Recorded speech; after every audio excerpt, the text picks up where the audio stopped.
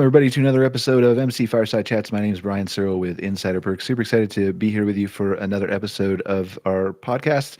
We have a couple recurring guests here. We've got Joe Duemig from At My Community, who will introduce himself in a second, as well as Kevin Thueson from KCN Campgrounds. Welcome back, gentlemen. Glad to have you here. We're missing a couple people today, just due to a couple other prior commitments, but we have a couple special guests here that we're going to talk to too.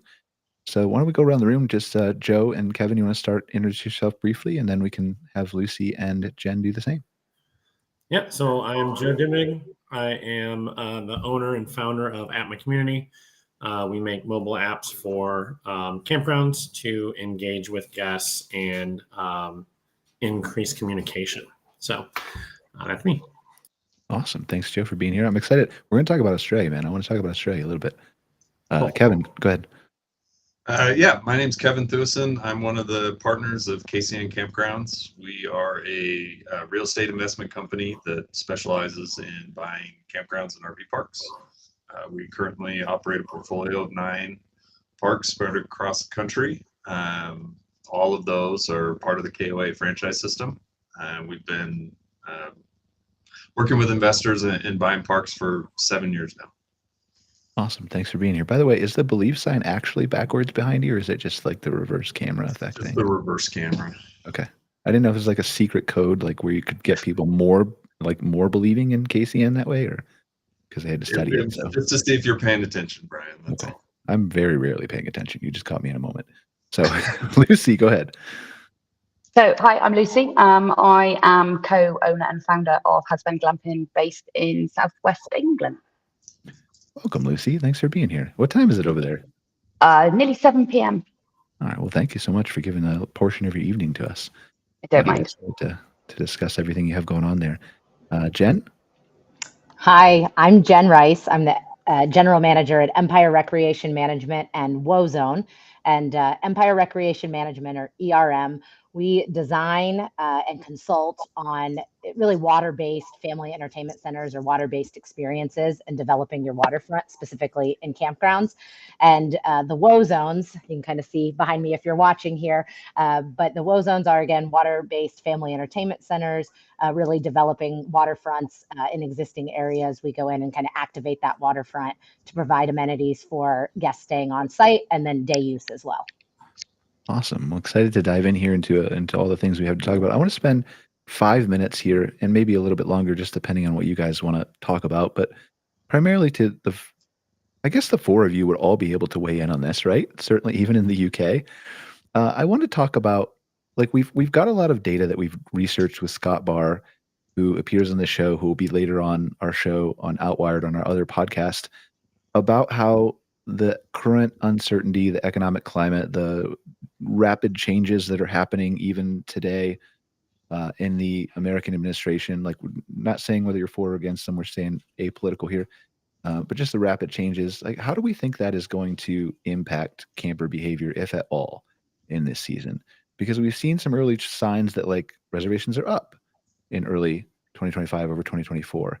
Is that kind of holding true with what you guys are seeing, or like anything you want to comment on that? I don't want to spend the whole show on it, just briefly. I'll jump in. I actually said I'm seeing the opposite of what you just said, Brian. I think reservations are lagging right now over where they were a year ago. Okay. Whether accurate or not, I think there was a sentiment going into the end of 2024 with the election and a lot of unknowns. Once that settled, I think people were secretly hoping there would be some kind of short transition period and then we'd settle and people would feel more comfortable. And what we're seeing now is, the uncertainty is obviously still there for a whole lot of different reasons. And my interpretation of that is, I think that people are still hesitant or on pause right now and finalizing some of their travel plans because of those unknowns. Yeah, and that's what kind of makes me like. I feel like I'm afraid that the data is not going to be there until June when the kids get out of school, and by that time, I'm afraid it's going to be too late to pivot for a lot of the parks, right? If something happens, and certainly lots of things can change as they did in the last 3 months, really, right? Let's be honest. but Last like, day. yeah, last day. For our audience, if you don't know, all the tariffs apparently are paused for 90 days now, but they're not paused. They're just reduced to 10%, but not for all countries, just for China. They're still going, apparently, and they're raised to 125%. I don't know how people keep this straight.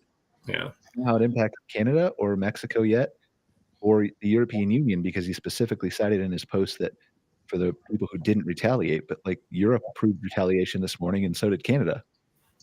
So, Yeah.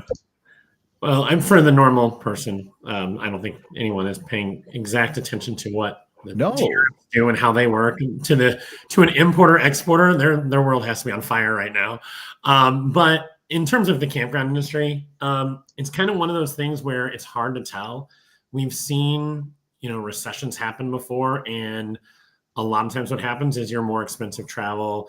I mean, now one of the things is campgrounds have been raising rates over the past how many years to get a little closer in line with roofed accommodations. But it used to be where campgrounds, when there was a recession, would have a better year because they were cheaper and people were traveling closer. They weren't getting on flights; they were staying close. So, I think it's really going to depend on the type of campground and where you're at. Obviously, the snowbird season next year could end up being very rough. We haven't seen what that's going to look like.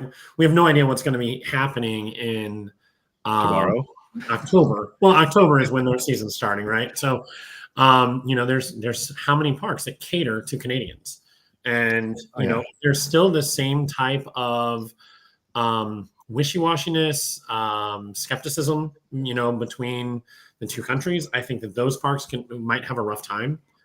I think your summer parks, it can probably go either way, until so far, I don't think any of this has shown up in anyone's pocketbooks. That takes a little bit of time to go down that downstream. And once it does, the question is do they stop traveling altogether, or do they stop traveling to, on flights? And so I think that's going to be a kicker. And I think it's going to be something that's going to be hard to predict what people decide to do. Yeah, I mean, I think what we're consulting our clients on is just having a backup plan and planning for the worst case scenario of all the possible things that could happen. And then hopefully you don't have to deploy any of it, right? But at least you're prepared for that to happen. I'm interested to hear two perspectives here and then we'll just move on to a different discussion, because I want to make sure we have time to talk to Lucy about her glamping resort and to Jen about Woozone. I want to hear Kevin's perspective first, because what you just said, Joe, is very important. It's where your park is, where it's located. Kevin owns a number of parks in different locations, right? Like some of them are on the way to somewhere else. I'm really worried about those parks. I'm not so worried about the other parks that are in destinations, but also then we've had the conversation about what happens if national parks aren't the best experience that they were in previous years because of layoffs or closures or staff trims or whatever, right? So I'm interested to hear Kevin's take on that. And then I'd love to just hear briefly, Lucy, if you want to talk about it, what your perception is from the outside, even though the UK is obviously being impacted by it. Yeah, more than happy to give you our perspective. Go ahead, Kevin. So, Brian, I think it's a really good point. But before kind of getting into it, I think it's important to take a step back and look at what has really happened over the last 6 to 8 years versus what's been happening over the last 12, 24, 36 months. Because it's really easy to get caught up in, well, reservations year over year are not doing what we want them to do. Well, and then last year could say the same, right? Like we're coming off of 2-3 years of, in general, relatively flat, maybe down a little, maybe up in certain markets, in certain type of parks, but no one's been having 20% year over year growth on camper nights and reservations, unless there's some extenuating circumstance, right?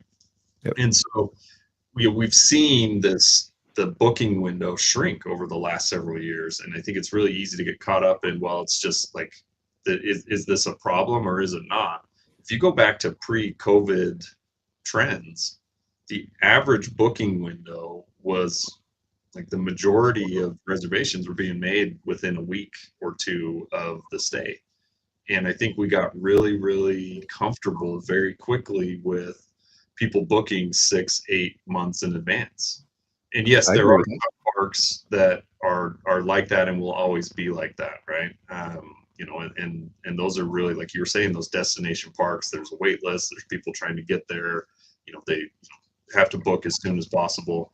But on average, your typical campground and RV park, we're not really seeing those reservations until last minute, and we're just barely getting into April. A lot of seasonal parks are just opening, so it's too early to tell whether or not this uncertainty and all these socio-political issues are going to, like Joe was saying, trickle down to our guests' wallets or our parks themselves. We kind of have to see it play out to see if it's just a reversion back to what the traditional booking window used to be, which, if we're being totally honest, has always been a big appeal for RVers, is the flexibility and not having to plan everything out and have this agenda. They want to wake up in the morning and decide, today we're going to go here or we're going to go there.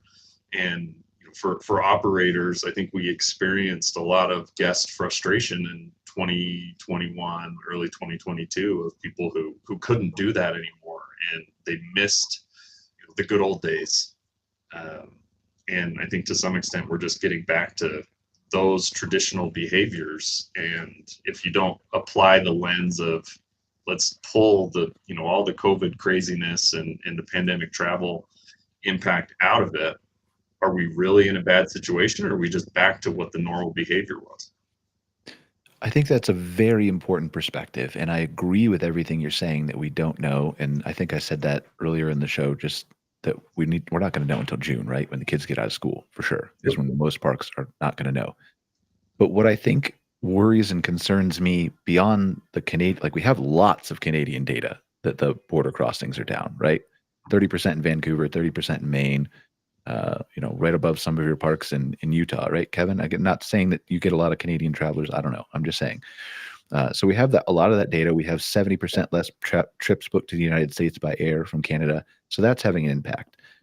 China just issued an advisory that said their people shouldn't come over here and travel. They did that this morning. And so that's a lot of people who will come to our national parks and stay at both public and private campgrounds and tour the United States. And so those two things alone, combined with like every piece of data that Scott Barr and I study, and we obsessively look at this. I think we have no lives. Well, I have no life. I can't speak for Scott. He's probably got a life. Everything that we look at doesn't like clearly indicate that things are headed the wrong direction, but it doesn't look positive. And so that's what, yeah. I don't disagree with that. One thing I'll add to that, and this is just from our parks, and again, every park's different, every market's different. We lost a lot of the international travel and the international guests during the pandemic. At the time when, in March of 2020, at that point, I had one park, and I would say anecdotally, probably 30% of our guests and revenue came from international travelers. A lot of Cruise Americas, Europe, Asia, and we could even narrow it down to specific countries where they were coming from. When travel closed down, we lost that customer base almost entirely. And it doesn't feel like, at least within our portfolio, we've come even close to recovering. It was replaced in the short term by new U.S. North American guests that were new to camping and traveling and camping more. That's died off a little bit for the people who came in and then left. But we still have the real strong active camping household base. But I don't think we're anywhere near where 2019 international RV travel was. So the Canadian thing, obviously, I think there's some other extenuating factors there that are driving that. But if I think we'll feel an impact from that, but I don't think it'll be as big as if this was happening back 5-6 years ago, when a much more substantial amount of business was coming from international markets. Yeah, I mean, you might be right. Like, I mean, obviously, like we're all guessing here, right? I'm interested to see. Like, I did quickly read the KOA Camping North American or whatever outdoor hospitality report they call it. I can't remember. That came out today, and I didn't see anything in international travel, but I didn't look at every specific stat. But that is a very interesting question to figure out. Like, I'll see if I can ask Scott Barr later on our show whether that's down over 2019 international travel as a whole to the United States. That would be interesting to find out. Do you want to touch anything on your different types of RV parks, Kevin? Or like, I know there's like, I agree with you. There's nothing really to be pulled yet because it's early, but. Yeah, I think to bifurcate the data a little bit, to your comment earlier, you know, your overnight parks, your journey style parks that are on your way to somewhere else, those parks have always had slow reservations. So when we look at it and say, well, and these are just hypotheticals, but if our year-over-year reservations are down 25%, if we look at prior years, what that percentage of people booking 6 months in advance was compared to our annual revenues, it's very small. So yeah, we might be down, single double digits on future reservations during Q1, but those Q1 reservations typically only account for 10-15% of our annual revenues anyway. So it's not enough data to really forecast out what it's going to mean. But your comment was, I think, spot on. It doesn't necessarily confirm that there's something bad happening, but it also doesn't make us feel very good, right? I think if everybody ran their reports and saw that reservations were up year over year, that would be a fantastic feeling. But at the same time, that revenue is going to be down for the year. Yeah, I think it just worries me from I have so many clients that depend on my advice, and I feel like I hate not knowing things and being able to give them a solid answer. So we're just kind of scrambling for all this data the best we can get it. But forecasting has become much more difficult in the last few years. Yeah, for sure. Lucy, your outside perspective? Would you like my outside perspective on America, or would you like the outside perspective about the UK? I would like your outside perspective on any direction you want to take it. Okay, so we've been finding in the UK there's a major cost of living crisis over here. So whatever's happening in America, we're kind of keeping it at arm's distance because of what's happening in the UK. Having said that, we have got so last year people were booking very, very last minute. They weren't planning in advance. Whereas this year, our bookings we've literally just opened last weekend. Our bookings for April are double what they were last April. We're finding a lot of people are wanting to stay a lot more local. There's a lot less international travel, and as a knock on, a lot less international visitors. So last year we had quite a few international visitors. We haven't got any this year at all. So I think it's very much a worldwide thing. It's not just specific to either the UK or America or Europe. People are just staying closer to home. I think they don't like the uncertainty so much. Yeah, I mean, we're busy.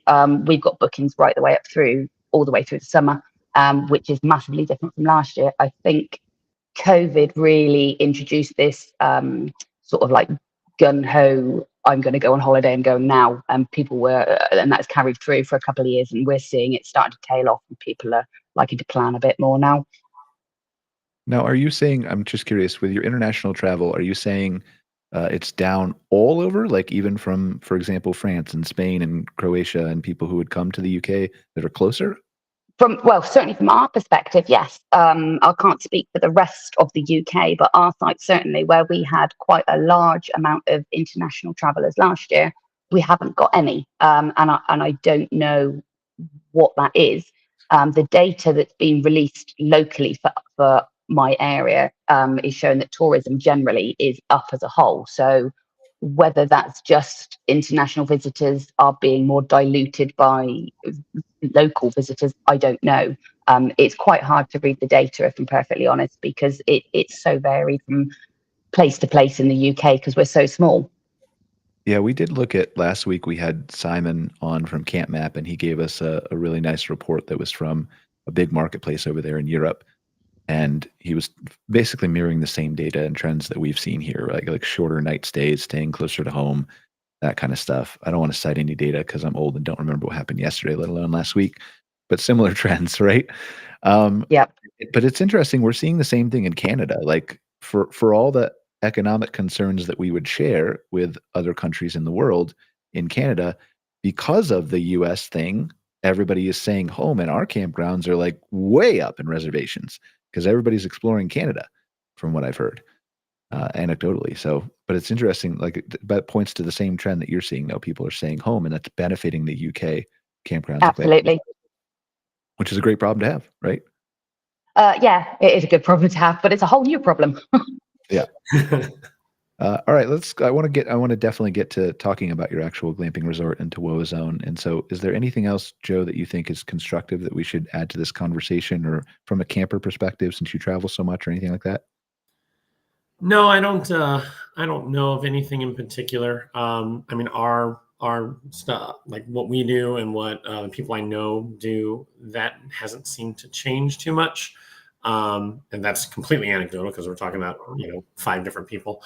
But yeah, I think we've covered pretty much everything else. Like I said, the parks that I'm really concerned the most for, like the ones that their entire clientele is from Quebec. They speak French at their park. They have Canadian flags. Those are the ones that I'm really concerned with for next season. If things don't settle down, I have a lot of concern for them. Yeah, those two. I mean, that piece, and then it really concerns me with the places near national parks too. And some of that is the staffing and Doge cuts, and some of it is the Canadian and international travel. That could go either direction, though. That could go either direction if parks are taking services away from the campground but still manning the park, then those could go up because they might, people might start staying more at the local private campground as opposed to the park, the national park campground. It could. Like, the only reason it concerns me is because we ran this on Outwired a few weeks ago. Well, back in February, before it really got bad with tariffs and sentiment. And we had Scott Barr on the show, and he looked at the data we ran, and we said, basically, we used the really powerful thinking model from OpenAI and ran some research in advance, and said, what happens if 10% of campers from international, just 10% from Canada, Europe, and Asia, don't come to the United States and don't stay at private campgrounds within 30 to 60 minutes of RV parks, or national parks, sorry. And it said the potential lost revenue would be, I think, $30 million. And then if it's 50%, which is what the AI thought it was anticipating, if all the tariffs went into effect and all the things happened, then it's $450 million in lost revenue just for private campgrounds in 30 to 60 minutes of a national park. So that's why that worries me. But you're right, it could go the opposite direction too. And there could be Americans that fill in that gap, right? So I don't know any of that. But anyway, that's enough negative potential talk. Let's talk about happy things. So Had's been glamping, Lucy. Tell us what you got over there. So we opened, we're now in our 3rd season of opening. We're based in Somerset in southwest UK. We started it because I've always gone camping. I took my daughter when she was 2 weeks old. I took her camping. So we started Had's Glamping as a glamping site, as a way to introduce camping to people who aren't great at camping, and there's quite a lot of those in the UK. So we opened, this is our second full season. The first season we didn't have a full season. We are a completely off-grid site. There, we're not connected to mains electricity, mains water, mains gas. Everything's solar powered. We've got LPG fridges. Very sustainable site, set in rural Somerset, and people come from all over to visit. So I'm curious, how long have you been open? I'm sorry if I missed that. So this is our 3rd year, but the first year we didn't do a full season opening because I ended up having spinal surgery halfway through the season, so we had to delay opening. So this is our 2nd full year. Last year it was our 1st full year, and in that year we won UK Glamping Site of the Year, bronze awards for New Tourism Business of the Year, and Glamp Site of the Year as well. So it was a really successful full first year. So I hope you're feeling better from your spinal surgery, first off. Yeah, it was. I don't go on a speedboat. It's a long story, but yeah, don't go on speedboats. You end up with an accident. That doesn't sound very pleasant. So tell me, I'm curious. You've obviously won a lot of awards. What do you think made you stand out, and separated yourself from some of your competition to allow you to win those awards? Because it's not just one, right? It's multiple. So you clearly have done something different. Yeah, I think it's the quality we're offering. We're a very sustainable site. We're very involved with local suppliers. We've used as many local suppliers as we can where possible. Sustainable tourism in the UK seems to be a really growing industry, and it's that escape from city life. You can come to our site. You've got all the modern amenities that you need, like a hotel style accommodation, but it's set in the countryside around a camping theme. And that's the appeal of it, is that it's a complete disconnect from this really busy modern world that people are finding themselves in. How important is it? Because we talk a lot about experiential hospitality over here well, I'm in Canada, but in the United States too. Differentiating your experience. I think there's a lot to be said by that normally, but also in potentially down economic times, just making yourself stand out and apart from your competition.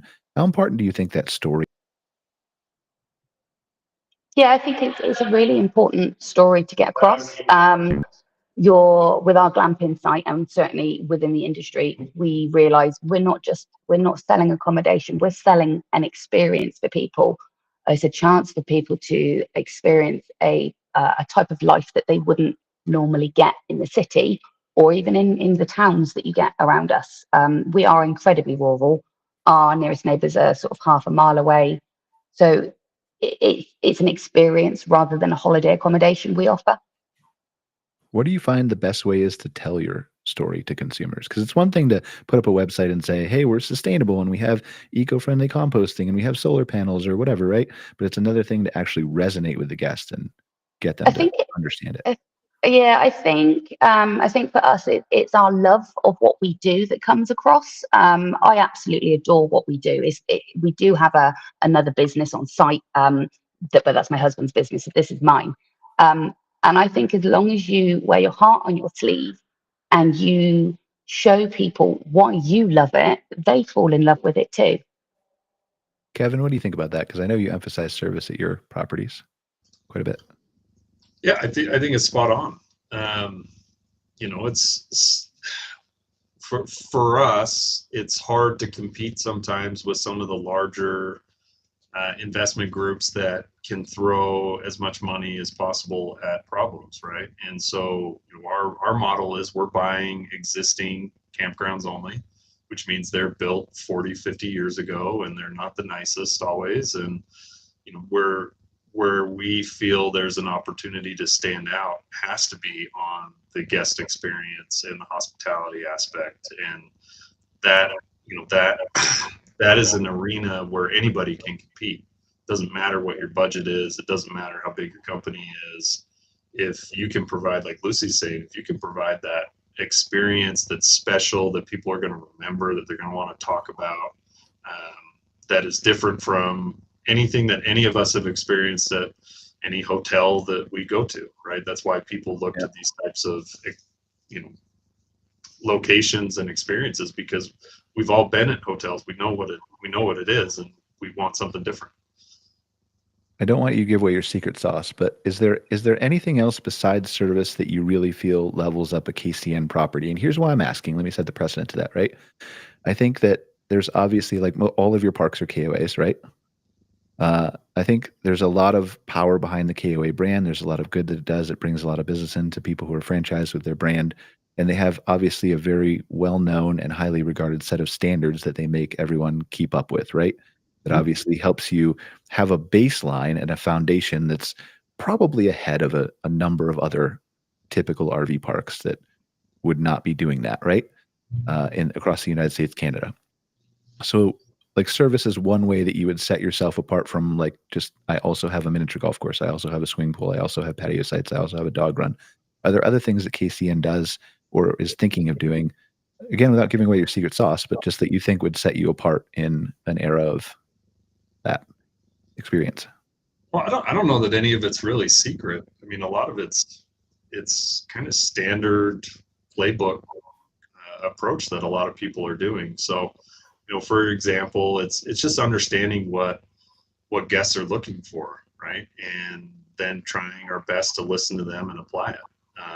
There's no magic about increasing your Wi-Fi speeds and improving your distribution system so that people can get connected and work while they're traveling, right? Like there's nothing special about it. You just have to do it. So, we try and take on the little things, and if you can deliver consistently on small little things over time, that builds momentum. 100% agree. I think outside of just making sure that you're in the right markets and you understand that you're going to be in a place that people are going to want to go. You just have to not give them a reason not to come. Which is a big part of it. I guess where I wanted and all of those are valid points and very important. I think where my more so question is let's say we are headed into, Joe used the R word, recession, didn't say we were in one, but used the R word. So let's say we are headed into a little bit tougher economic times than we've had in the past, just to play it conservatively. Are there ways that you look at from an operator standpoint at your properties to say like, all right, well, I've got 6 campgrounds around me close to I'm just making something. I'm not saying just one of your parks. I've got 6 campgrounds around me that all have miniature golf courses and all have good Wi-Fi and all have good pools. How do I level up that service beyond that? Like service is obviously the number one, the friendly human staff, right? But is there anything else that you would do as an operator to not be like after you've taken care of the basics? I don't think that we're unique in this way, but we definitely see there's two approaches to this business, and ours has been, let's lean in on the fact that this is a people-based business. And how do we engage with our guests? And yes, we may have the same amenities as somebody else, but are we actively trying to connect with them? So as an example, if you were to take mini golf, or we're putting in pickleball courts at some of our parks, that's a great amenity to have, but you can level it up by saying, okay, well, we're gonna organize a tournament, and we're going to have prizes, 100%. And we're going to try and get guests involved, right? And there'll be a reason for them to participate, and we can do brackets and raise the stakes and those types of things. They're not difficult to do, but it takes time. It takes energy, which is always a challenge with the people on our teams that are running these parks on a day-to-day basis. It's just hard. It's a lot of work. So to ask them and to get them to want to do those things is a challenge. Where the other side of the business is people come in, some groups are coming in from, maybe more of a self-storage background or apartment investing, and now they're getting into RV because there's a great financial return possibility within this asset class, but they apply that mentality of let's automate everything, let's streamline it, fewer people, less interactions, less friction points. We've seen, and you guys have probably seen this too, there are RV parks out there now that are basically, there's nobody there. It's all automated, electronic. You get a QR code, you scan it, that turns on your power. They're going to be guests that are more than happy to not have to talk to anybody or see anybody. But the way that we approach it is we think that's a small set of the people who really want to be camping and be outside. And so let's focus more on, how do we add, so to your point, some special sauce or some flair to the amenities that we have and the activities that we do, that would give somebody a reason to, my kids are going to have more fun at this park because they can do X, Y, and Z, versus if we go here, it may be more simple. We don't have to deal with people. It's newer, it's fresher, but once we get there, there's nothing for us to do unless we figure it out ourselves.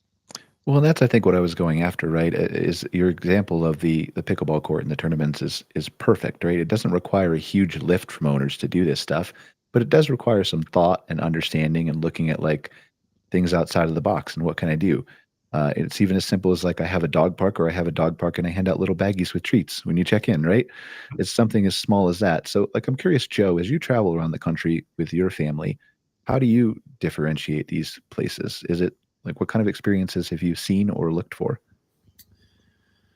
I don't know. So we're not your average traveler. One, we're coupled with business. So for me, it has to be a park that I think not has to be. We definitely stay at parks that we don't think would be a good business opportunity. But we also travel with 6 children, so that obviously changes where we end up going a lot of times. So one of the things that turn us off is bad customer service. When they don't recognize you with not recognize, like know who you are, but like recognize your existence as you walk in to the camp store, something like that. Friendly staff is getting to be the thing that separates any place from anywhere else now, because I think I'm sure Lucy would say that in the UK it's probably the same. I imagine it's the same as it is here, in that it's been harder and harder to find people that enjoy their job, I guess. Why do you think that is? I don't mean to interrupt you, but why do you think that is? Because you think, like, we've been talking for so many years, KOA's given sessions and OHI's given sessions and state associations have given sessions, and you know that this is best practices, smile at your guests and be friendly. So why do you think after all these years, instead of it trickling up, it's trickling down? Or at least it's perceived to be trickling down? No idea. I mean, I don't know. You can make a bunch of assumptions, but they're just assumptions, right? Those are fun, though. That's where you have a podcast. I know you enjoy them a lot. Okay, sorry. Continue your thought, please. I didn't want to cut you off. No, I mean that's really it. In terms of picking a place, we're mostly picking where we're going first, and then finding a location around it that looks to be fun and can provide us the experience we want there. So there's certain places that we go that the experience that we want there is just a campground. There's certain ones where pictures on the website did it. We stayed at Lake Siskiyou and near Mount Shasta, California. And the pictures did it because they have a water park like you see on Jen's background, except instead of trees in the background, Mount Shasta with a bunch of snow on top of it was there in July. And so that's just an experience that you're not going to get many places. And so that's kind of what drives where we travel. Okay, so I have one more question for you, and then I'm going to get to Jen and talk about Wozone. With all the clients that you have who use At My Community, your apps, surely you've come across, as you and your team program these apps with the experiences and events and all the things that go into that. Surely you've come across some things where you're like, wow, I would totally stay there with my kids and do that. Oh, yeah. I mean, well, there's a ton. So actually one of our early customers, they have, just as an amenity, which I very rarely see this, is they have a bunch of different water equipment, paddle boards, paddle boats, all of that stuff, except it's free to use. And then what happens is they're allowed to book it at hours. You can only book an hour at a time. And so you can book 2 paddle boats for an hour, and then you book it through their app. You go there, you show up, and you get to use it and turn it back in right after it. It's just they have probably 5 different types and a total of 10 to 15 pieces of equipment that you can just rent out and use. And it's not an extra cost. It's just included in the resort fee, which that's nice, especially when you have 6 children, because for us, those costs just keep going up, when you have incremental costs on a per person basis. So that is pretty awesome. I'm on the spot, so I can't give you a few other ones. But blew your mind. That's what I'm looking for, right? I've never seen another park do that. One of the things, so we get all of our push notifications from all of our apps. And so what we typically do is we have a private Facebook group just for our customers. And anytime someone comes up with something novel, we'll take a few screenshots and send it out to our customer base saying, look, here's what they're doing or what they did that's interesting. And I'm kind of at a loss of exact things. Customer service, not necessarily wowing you over, but just that little extra factor is like, one place they have cookies and treats for the dogs, and the children. They have both, and so they covered both bases there, which normally people cater to one or the other versus both. I'll think about it, and we'll see if I can remember something. Think about it and let me know. I think the big takeaway here, though, is you can obviously. We're going to talk about Wozone in a second. Do something amazing like that is going to, enhance the experience at your park, and that's going to bring a lot of guests, right? But I think the other thing to communicate here, and I just want to make sure I say, is that It doesn't always require, I don't know how much your stuff costs, Jen. I'm just going to make some up, but $100,000 or a couple $1,000,000 for a water park or whatever, right? Investment to actually change that guest experience. And I think that's the important thing that I want some of the owners to know on this show. Like, you don't have to make that investment to change this experience. You just have to think about, and Jen just left. She just left the show. She's like, that he took too long to get to me. So hopefully she'll come back. But I think that's the important piece is it's a little lift, right? We were talking a couple weeks ago on Outwired about grounding in the like taking your shoes off and like creating an area, or actually no, that was my AI posted that on LinkedIn. Never mind. That's what that was. But we were never talking about it on Outwired. But just creating a clean space in grass that obviously you have to manicure and you have to take care of, and it can't just be a gimmick. But like it doesn't cost that much to do that. And then it saw it in KOA's report again this morning. They were talking about it's an increase in desires to do that grounding, which is basically where you take your socks off and walk around in your bare feet in nature, in the grass. And so just those kinds of little ideas I think are important to let owners know that this stuff can happen for them very quickly and very easily if they're just willing to think outside the box a little bit. And then she just left again. I was just going to go to her. Well, I was going to killing my whole flow. I was going to pause, but now I remember, and I think I might have talked about this on the show before, but there's a small, nice, very nice campground in Grove, Oklahoma, that as soon as you pull up, they wait until you get all set up. They checked on us while we were set up, and they said, "Oh, you're set back a little further. Do you need an extension cord?" And they brought out an extension cord for us. That was a nice. They noticed that we were going to need it before we even pulled in. They waited until we were set up and then brought us each a little glass of champagne. And probably not, I'm sure it's not expensive champagne, but it makes you feel very welcomed. And then on top of that, they do, I don't know if it's only on the weekends, but they take their cart and they bring margaritas to each site. And then we had 6 children, so they brought strawberry lemonades for each of them. Obviously, for most parks, that's going to be a cost center. It's going to be cost prohibitive and time prohibitive. There are 40 to 50 sites, but they have 2 restaurants on property. And so it's getting people to feel that comfort with the place and bring them to the restaurant. We were much more inclined to go.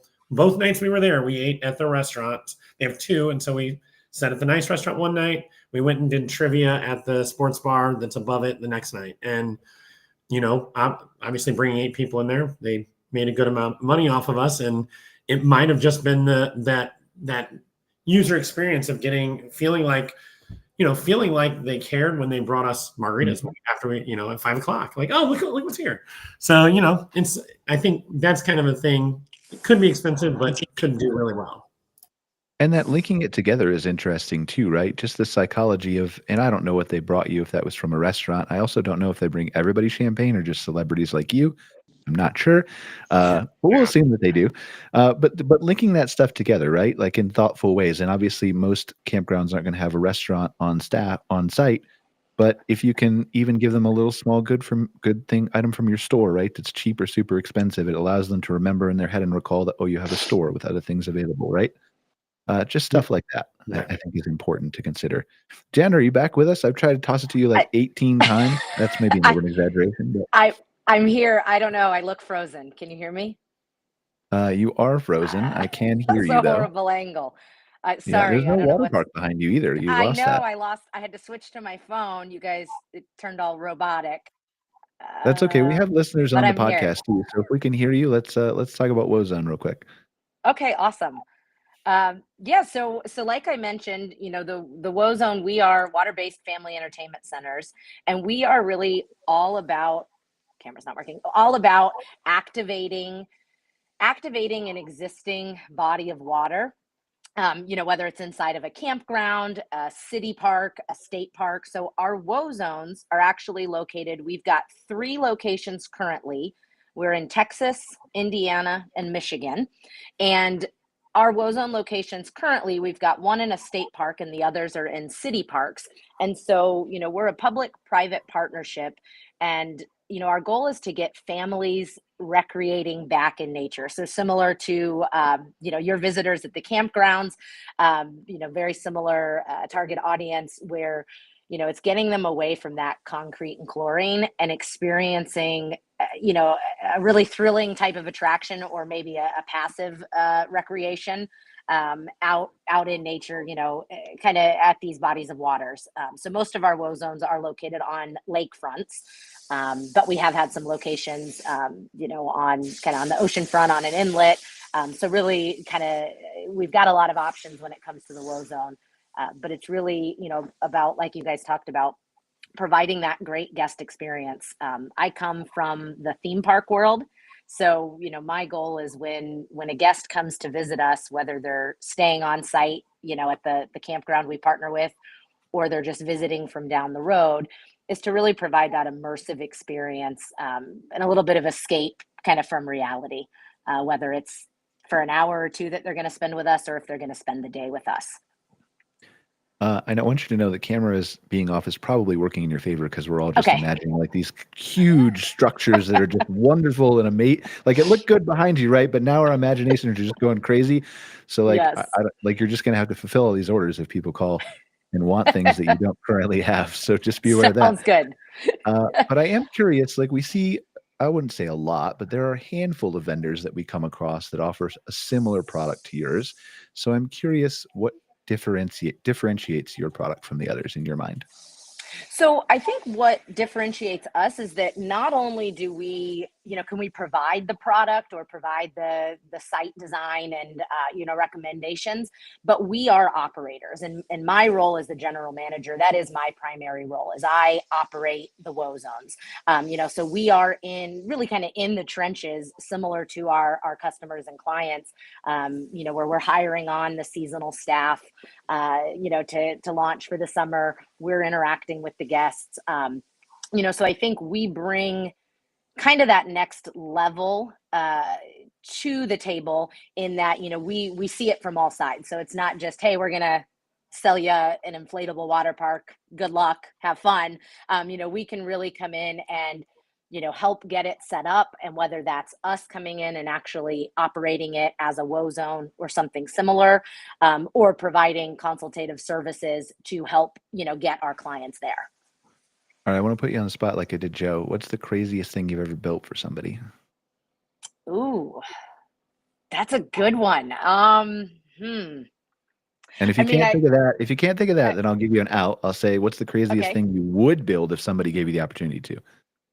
Oh, goodness. Well, we have I can't spill the beans, I don't think, yet, because we have some really cool things on the radar that are probably a summer 2026 initiative. You can tell us. Nobody really watches the show. So. but think bigger and wilder than ever, because I think, as we've seen, as new products come out, the guests, they just want more.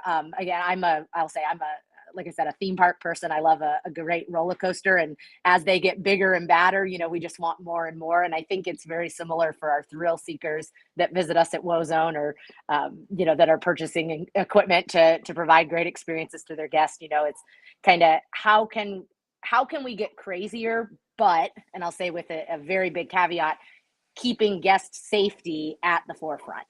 Because of course, we are dealing with water. Some of these lakes are very deep. We've got dark water. So ensuring that it's a safe experience and that our team is trained properly and adequately, so that the guests can really have that cool experience that they're looking for. Which is why I can never own a business like yours. I don't like dealing with all the regulations and concerns and thinking about, I just want to build crazy stuff. Right. Lucy, I'm curious, for you, with all the sustainability things you do, and I know you talked about solar panels and some other things, are there ways that you feel like in the coming years that you can really double down on that sustainability and set yourself apart from even the other glamping businesses in the UK that do sustainability well? It's a hard one, because sustainability is constantly evolving, and there's always new technologies that we can introduce and new ways to do things. And I think for us, as long as we keep on top of things and are listening to our guests as to what they want and how we can enhance their stay, that's what we can be guided by. So I would like to make us more sustainable if we can, but I at the moment, I don't know how. It will depend on what new technologies come around. Okay, that's fair. I mean, I know a little bit about it, but not anywhere close to what you do. So I was just curious if there was something that was maybe too expensive right now, and maybe in year 4 or 5 that you could do, or those kinds. Yeah, so one of the things is a lot of the guests, we've got an awful lot of electric cars over in the UK now, and because of where we are based in the UK, our nearest EV charger is sort of like 6 miles away. So it's working out how we could introduce that technology to an off-grid site that has no electricity supply. There are technologies evolving with it, and I think as long as we're keeping up to date with that and what's going on in the industry, I think that we can evolve that as it goes. And what guides your, like, when you're looking to add either a sustainability feature or something else to your glamping resort to enhance it in some way, either the experience or the efficiency of the operations or, team staff, what kind of guides your decision on where to go first with that? Because there's so many things you could do, right? Yeah, I mean the problem is that the scope is so large as to where do you stop really. You could introduce so much that it then, for example, with some technologies, you could introduce so much sustainability with technology alone. You're gonna bamboozle your guest, and then that's not a guest Yeah. enhancement. Be And overwhelming. yeah, it can be. So for us, it's very much about testing it. So we tested all of our solar panels and that they were gonna give us the power that we needed and that they were simple to use and that nothing was going to go wrong with them. So I think that's our guiding principle of A, is it appropriate? And B, is it usable? There's no point putting it in if it's not going to be usable for guests. That's fair. That's a good point. Kevin, how do you guide this? Where do you stop at KCN? There's a balance, and it's hard because there's a lot of things we'd like to do, but we always have to apply the lens of how is this going to impact our our returns to our investors and our financials. And so there's a lot of things that we would really like to do, but financially we can't justify it. And so we have to kind of take steps to, well, maybe if we invest into these more specific revenue generating improvements, that will provide us a little bit more flexibility in investing in these other things that may be more guest focused, that will have more of a qualitative impact on the park versus a quantitative. And so that's the challenge for us in when we look at some of our peer groups that maybe they don't have outside capital, and anyone who's an operator and is going through this thought process of, do I bring in investors, do I bring in partners? It does change the way that you approach this, where if I was just a single park operator and it was all my money, the way that I invested would be very different. Yep. It's this kind of fiduciary aspect to how we spend money that we have to be really careful about. Is there a threshold, and I know it's obviously different depending on every use case and service and how much money it might potentially bring in or not. So I know it's very nuanced, and I'm being very broad intentionally because we only have 6 minutes left. But is there a threshold that you look at? Let's just use electric car pedestals as an example, right?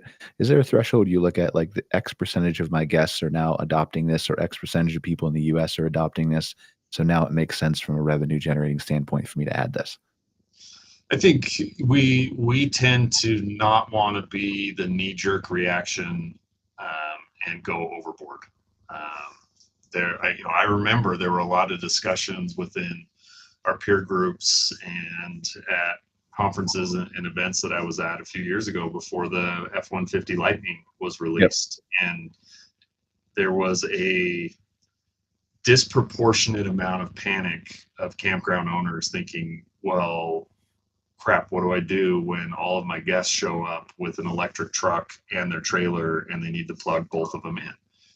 And I don't think that means that people went out and spent hundreds of thousands of dollars in retrofitting their parks for that, but they really thought, hey, I've got to get ahead of this. And my experience has been, it's important to know where the trends are going and pay attention to, how many electric vehicles do you actually have coming in? How many people come in and ask if they can charge? And if you can't provide it and they leave, a significant capital investment that is really only going to cater to, say, maybe 15 to 20 people a year might not make a whole lot of sense. You could take that money and put it into site upgrades or site expansions to your core guests, and that could have a much better return. So again, it's not a great answer to your question, Brian, but a lot of it just depends on where you are. you know, if we were buying in California, which we're not, we'd probably be investing a little bit more into that. You know, we've got, you know, one of our parks is in Sheridan, which we look at the data for where our guests are coming from, and the vast majority are traveling over 800 miles to get there. They're not camping close to home. And so, you know, how many of those guests are coming in electric vehicles on these long road trips? It's probably a lot fewer. So we wouldn't invest that heavily in that park. But, you know, for a place that's a couple hours outside of Denver, that might make a lot more sense. So we have to be pretty strategic about it.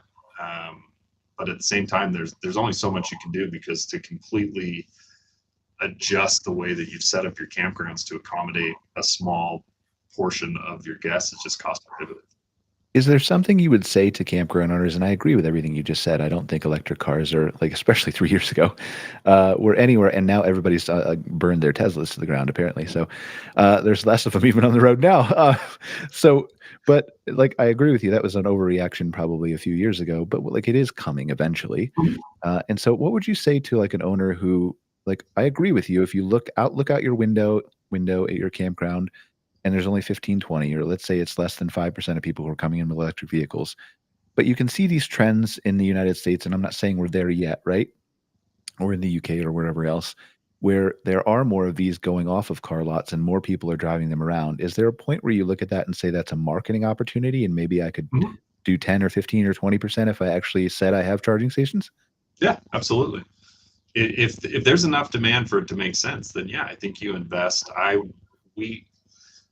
We want to, on that front, probably be a little bit behind the curve, instead of over investing, hoping, you know, field of dreams approach that they'll come. Yeah. Right? We want to have enough that we know it'll get used. And I don't want to say that it's a symbolic type of investment, but, you know, enough to show guests that yes, we're aware of this, we're investing into it. This is kind of our first phase. Have a few chargers. We've put some in, you know, we have a park in Kansas where we put into a super site. We have an electric charging pedestal, and we have the RV charge. So you could come in your F-150 Lightning and plug in and hook up your trailer. So I do think it's important to show that you are moving in that direction. I just would be really careful in overspending or making decisions on speculation, because and I'm probably not the most in tune with this, but my thought has always been, well, you know, that's great. We have these options. We now have pedestals that are specific for this. But if the major impact of this isn't going to hit for 5 to 7 years, how much is that technology going to change between now and then? And if I spend a lot of money today to be prepared for what's going to happen in 5 years, am I going to have to invest more to then be, you know, current or modern, right? Where maybe the park down the street was behind on investing, and when they did it, they have the newer models, they have the newer equipment that becomes more appealing. And that's, you know, it's like trying to time the stock market. You never know, right? Yeah. So I think it's just being careful.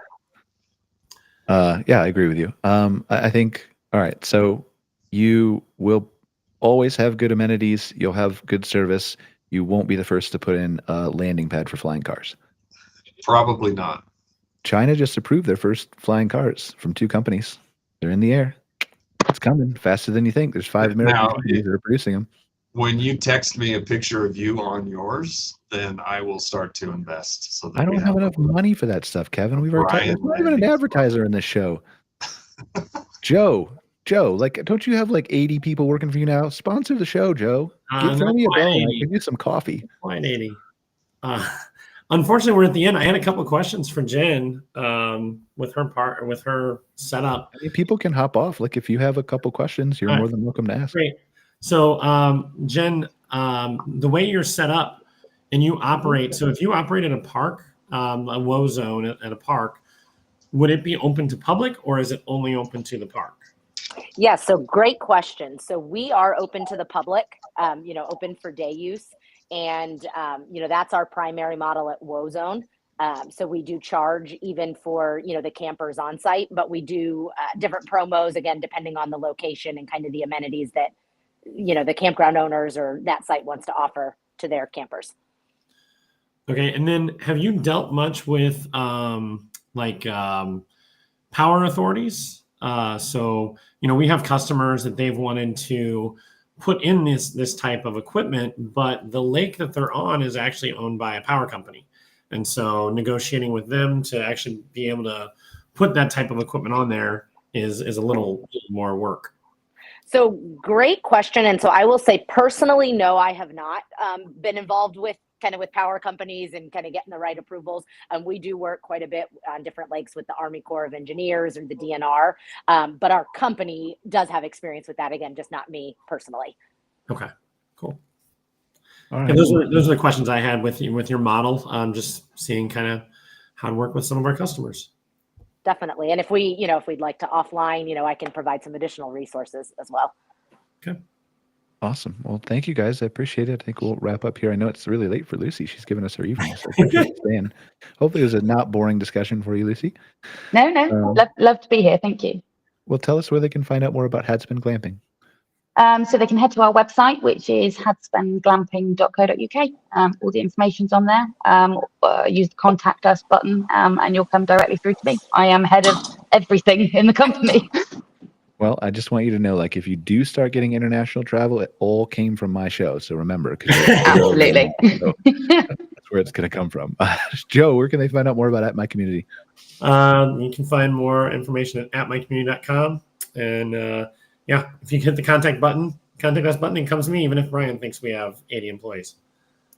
79, sorry. Jen, Wozone, where can they find more? Yep, gowozone.com, and that's WHOA. So gowozone.com.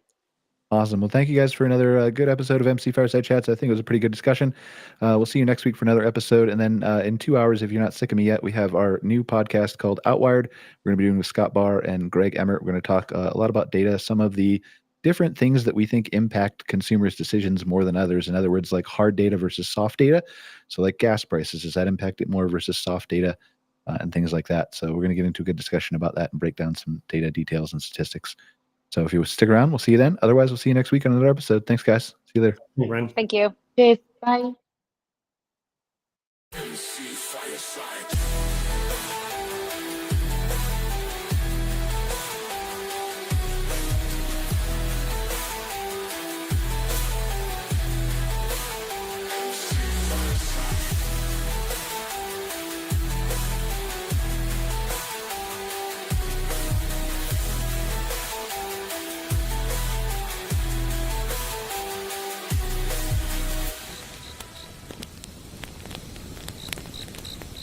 MC Fireside.